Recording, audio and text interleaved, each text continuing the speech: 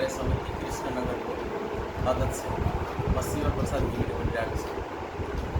हिजो हाम्रो होटेलबाडी सङ्घ कृष्णनगरको अध्यक्ष अत्यन्तै प्रिय दाजु रितेश शर्माज्यूले आकस्मिक छड्के चेकिङ गर्ने क्रममा हाम्रो यही कृष्णनगरमा रहेको एक सेन्चुरी होटलमा गलत क्रियाकलाप तथा गलत वस्तुहरू फेला पार्नुभएको रहेछ।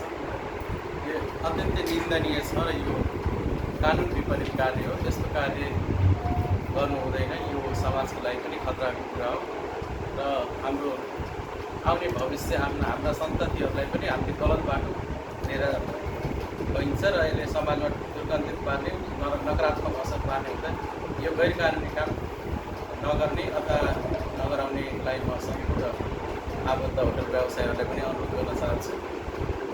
कतिपय एक दुईवटा होटलले गर्दा समग्र व्यवसायको बदनाम भएको छ।